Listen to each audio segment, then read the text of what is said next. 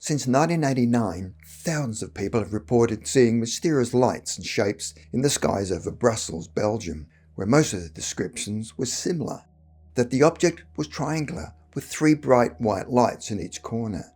The object was flying very low, and there was a flashing red light in the middle, and the 3 white lights appeared to form an equilateral triangle.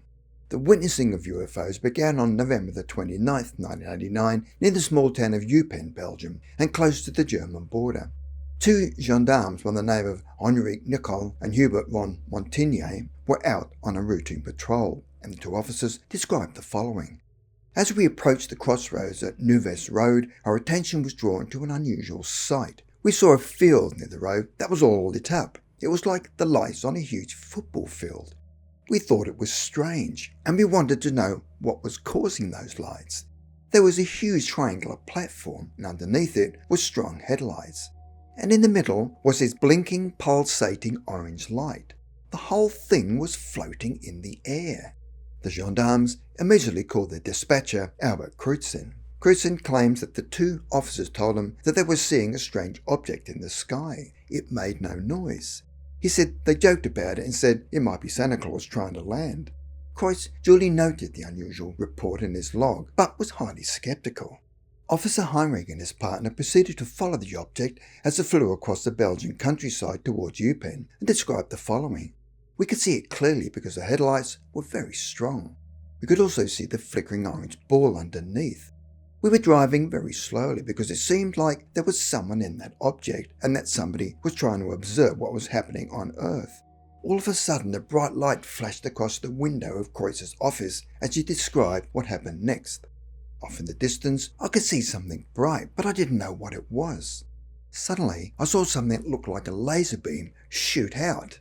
Officers Heinrich and von Martini continued to follow the strange silent object, stating, "We continued to observe the object as it circled over the city of Eupen. It appeared to be heading towards the forest. On each side of the object there was a kind of laser beam and a ball that was leaving the object and coming back as if the ball was to measure something, so it was easy for us to keep track of it in the sky." Dispatcher Kreutz sought clarification by contacting 4 local airports, and each airport reported no unusual activity. The 2 gendarmes watched the object for at least 30 minutes as it continued to hover in the distance.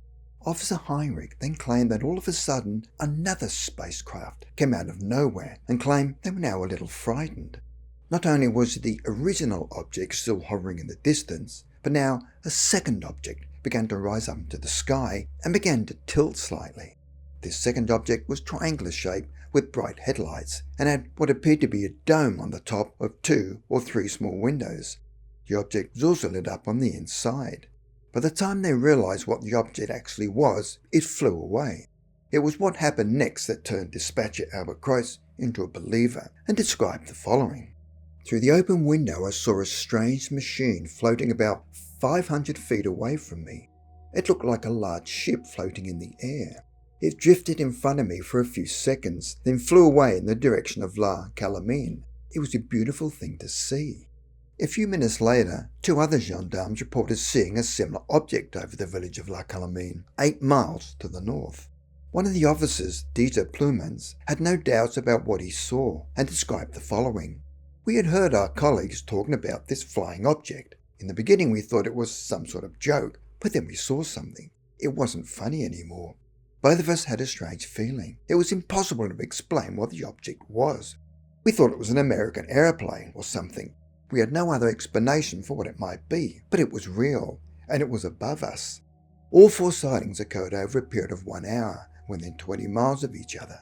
The same day, 11 other gendarmes and more than 100 private citizens came forward with similar reports of UFOs over Belgium.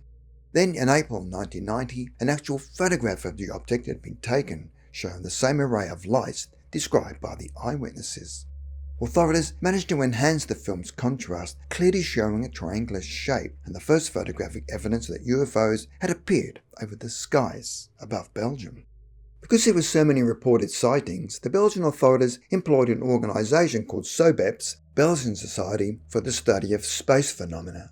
SURBEPs were to coordinate the many reports and set up certain procedures when dealing with the possibility of future UFO encounters. Almost immediately, Captain Jacques Pinson of the Gendarmerie was called to a home on the outskirts of Brussels where dinner guests reported seeing strange lights in the sky. They said these points of light were very different from the other stars. They were much bigger and much brighter and not the colour of stars. The main colours were reddish or yellow, and the others were green. Later, they began to travel short distances in an erratic manner. Meanwhile, NATO's radar tracking station had detected an unknown object at the very same location. Lieutenant Colonel Pierre Billon reported that the object showed up as a small circle with a tail in the lower left quadrant on the radar screen. He stated, "We phoned other civilian and military radar sites like Semmelzog, Virton, St. Hubert, and they had precisely the same echo at the same place. We were unable to identify this echo as being either enemy or friendly. It was not very clear for us that there was an aircraft." After 4 other radar stations had confirmed the same sighting, the Belgian Air Force immediately deployed 2 F-16s, and the mission was to locate and identify the objects.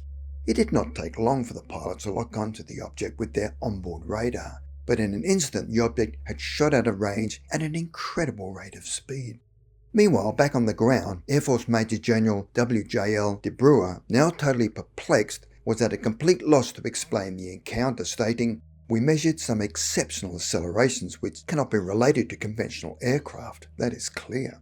For the next hour, the object appeared to be toying with the pilots and seemed to be playing cat and mouse with them. Whatever the object was, there was no doubt that it had superior technology. Lieutenant Colonel Billon claimed that each time the pilots locked onto the object, it would quickly shoot out of range. He stated, "The pilots confirmed that it was impossible for them to accelerate as quickly as the target was doing." Later that night, when the radar footage was analysed, the object could be seen climbing from 7,000 feet to 10,000 feet in a matter of seconds. Then in an instant, it would plummet 500 feet in 5 seconds, before accelerating more than 1,000 miles per hour. They calculated that it was 1.5 times the speed of sound. No human pilot would survive the combination of acceleration and descent. What further baffled them was how was the craft able to exceed the speed of sound without them hearing a sonic boom? Major General de Bruer said that no known aircraft was capable of such acrobatics, stating the data then on all these performances which were registered during the lock-in on the radar was totally outside of the normal performance envelope of any airplane. Even though skeptics continued to question the sighting, Gendarme Henrique Nicole stated that he knows what he witnessed, stating, "Some people don't believe us and the things we have seen. Well, they're afraid to believe us. It doesn't matter to me, but I have seen something, and what else can I say? It was not some invention of my mind. I saw it, and it was real, and it happened just as I have said." Major General de Bruer claimed that conventional aircraft were no match for the advanced technology his jet fighters encountered, stating, "I think it's our job to try to find out if there is really something in the air, where it comes from, what the origin is, and what the intentions are.